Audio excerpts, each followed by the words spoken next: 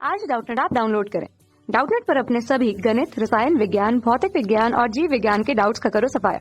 बस प्रश्न की फोटो खींचो, एक ही प्रश्न को क्रॉप करो और तुरंत वीडियो सोल्यूशन पाओ। अभी डाउनलोड करें। इस क्वेश्चन में हमें गिवन है सरल आवर्त गति करते एक कण की गतिज ऊर्जा उसकी स्थितिज ऊर्जा से तिगुनी है। कण के विस्थापन और आयाम का अनुपात क्या होगा। हमें क्या बताना है, कण के विस्थापन और आयाम का अनुपात। जैसा कि क्वेश्चन में दिया है, हम मान लेते हैं कण की गतिज ऊर्जा क्या है, k है, और स्थितिज ऊर्जा क्या है, u है। तो क्वेश्चन में दिया है कण की जो गतिज ऊर्जा है वो किसके बराबर है, 3 गुना है स्थितिज ऊर्जा के, मतलब 3u के बराबर है। इतनी जानकारी हमें क्वेश्चन में गिवन है। अब हमें क्या पूछा गया है, विस्थापन और आयाम का अनुपात बताइए। तो हम मान लेते हैं कण का विस्थापन x है, आयाम कैपिटल है, तो इन दोनों का अनुपात हमें इस क्वेश्चन में बताना है।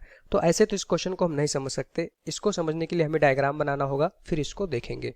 पे हमने अपना डायग्राम बना लिया। इस डायग्राम पे क्या देख पा रहे हैं, हमारे पास कोई एक कण है जो सरल आवर्त गति कर रहा है। हम मान लेते हैं कण का द्रव्यमान अभी क्या है, m है।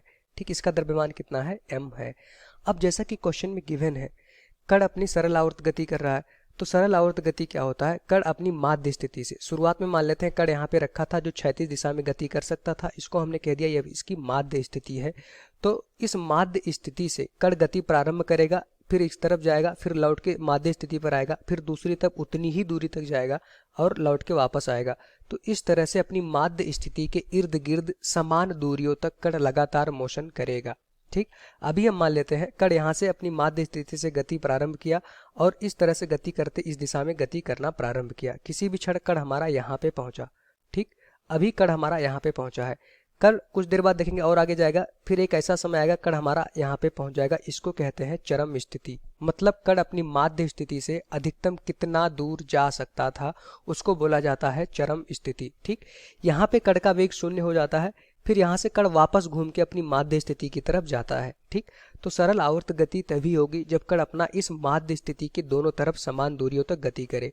इसका मतलब देखें, अगर तो यहाँ से गति प्रारंभ किया, यहाँ पे गया, फिर यहाँ से वापस लौट के अपनी माध्य स्थिति पर आया, फिर उतनी ही दूरी दूसरी तरफ गया, फिर यहाँ से वापस लौट के अपनी माध्य स्थिति पर आ गया। तो इस तरह से कण अपना लगातार गति कर रहा होगा अपनी माध्य स्थिति से दोनों तरफ बराबर दूरियों तक। ठीक, अगर यहाँ पे देखें जब कण अपनी चरम स्थिति पे होता है तो इस समय कण का वेग हमारा 0 हो जाता है, ये हमें पता है। किसी भी क्षण हमने देखा था कण अभी यहाँ पे पहुंचा है, हम मान लेते हैं कि अभी कण का विस्थापन कितना है, x का विस्थापन है। ठीक, ये हमारा x का विस्थापन है और विस्थापन हमेशा अब कहाँ से नापेंगे, माध्य स्थिति से नापेंगे। ठीक, अच्छा एक चीज और हम देख लेते हैं, माध्य स्थिति और चरम स्थिति के बीच क्या होता है, हमारा अधिकतम विस्थापन, इसको आयाम बोला जाता है। तो माध्य स्थिति और चरम स्थिति के बीच की दूरी को हम क्या कहते हैं, आयाम कहते हैं। ये हमारा आयाम हो गया। तो हमें किसका रेशियो बताना था, x जो विस्थापन हुआ है किसी भी क्षण कण का बटे आयाम का रेशियो बताना था। तो हम मान लेते हैं कि जब कण का विस्थापन x का था तो इस समय इसका वेग क्या था, v था, और ये कण हमारा माध्य स्थिति से अभी चरम स्थिति की ओर जा रहा था। ठीक, तो v की वैल्यू देखेंगे, डायरेक्ट फार्मूला होता है v बराबर होता है हमारे पास ओमेगा इंटू, यदि हमारे पास कण का आयाम a है तो omega into √a² minus x²। x क्या होगा, उस क्षण कण का विस्थापन जिस समय हम वेग निकाल रहे हैं। ठीक, तो अभी विस्थापन कितने का हुआ है, x का विस्थापन हुआ है जब कण हमारा यहाँ पे पहुंचा था। तो ये आ गया कण का वेग। अगर हम इस समय कण की गतिज ऊर्जा निकाले तो गतिज ऊर्जा बराबर क्या होता है हमारे पास, हाफ mv²। तो कण का द्रव्यमान तो हमें m ही था, यहाँ भी द्रव्यमान m रहेगा। यहाँ पे हमने कण का वेग निकाल लिया। रिमेंबर दैट वेग हम कब निकाले हैं, जब कण में x का विस्थापन हो चुका था। विस्थापन कहाँ से नापते हैं, इस माध्य स्थिति से। तो यहाँ से देखेंगे k बराबर हमारे पास आ जाएगा हाफ m, v की वैल्यू उठा के पुट कर दीजिए। v की वैल्यू अगर पुट करेंगे उसका स्क्वायर करेंगे, यहाँ जाएगा ओमेगा², यहाँ पे आ जाएगा a² माइनस x²। ये हमारे पास कण का जब x का विस्थापन था उस समय कण की गतिज ऊर्जा आ गई। ठीक, तो इसको अंडरलाइन करेंगे, ये हमारे पास कण की गतिज ऊर्जा आ गई। अब हम बात करते हैं स्थितिज ऊर्जा की, क्योंकि हमें जो एक रिलेशन पता है गतिज ऊर्जा स्थितिज ऊर्जा का तिगुना है। तो गतिज ऊर्जा हमने निकाल लिया जब कण का विस्थापन x का था उस समय। स्थितिज ऊर्जा का सूत्र होता है, जब कण का विस्थापन x का है तो स्थितिज ऊर्जा का डायरेक्ट सूत्र होता है u बराबर होता है हमारे पास half m omega into x²। x क्या होगा, जब कण का विस्थापन x का होगा तो इस समय जो स्थितिज ऊर्जा होगी उसका मान हो जाएगा हाफ m ओमेगा² x²। ठीक, तो स्थितिज ऊर्जा हमारा विस्थापन के वर्ग के अनुक्रमानुपाती होता है। ओमेगा क्या होता है, कोणीय आवृत्ति। ठीक, तो ये हमारे पास स्थितिज ऊर्जा आ गई।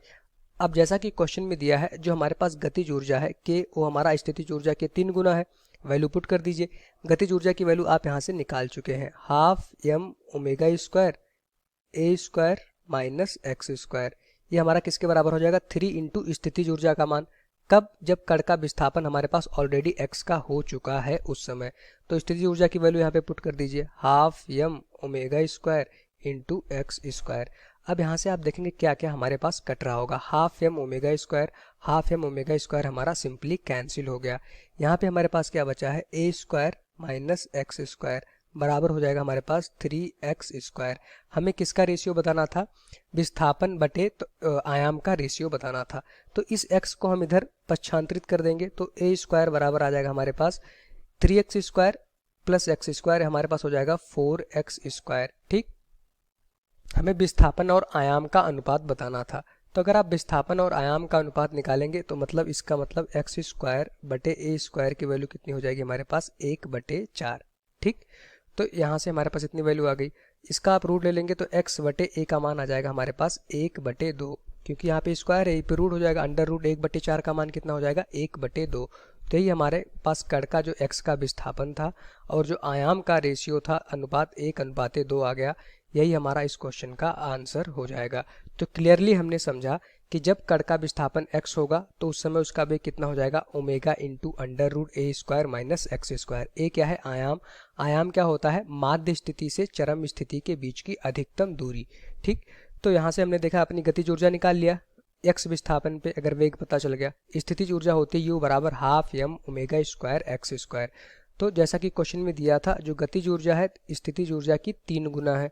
वैल्यू पुट किया, सॉल्व करते चले गए, हमें अपने आप आंसर मिलके आ गया 1/2। यही हमारा इस क्वेश्चन का आंसर हो जाएगा। कक्षा 6वीं से 12वीं से लेकर नीट, IIT, JEE वो एडवांस के लेवल तक 1 करोड़ से ज्यादा छात्रों का भरोसा। आज ही डाउनलोड करें डाउटनेट ऐप या व्हाट्सएप करें अपने सारे डाउट्स 8400 400 400 पर।